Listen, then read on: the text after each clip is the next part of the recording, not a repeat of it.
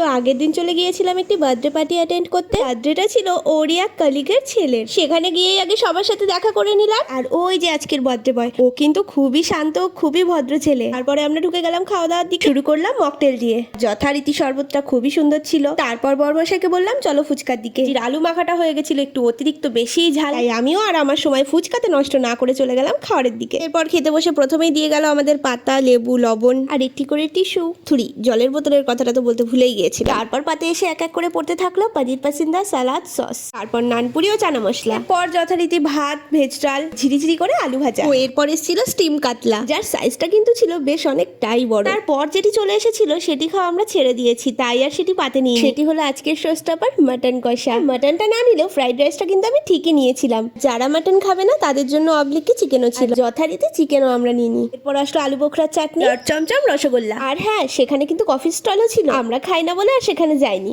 এরপর আইসক্রিম খেতে খেতে সোজা বাড়ি।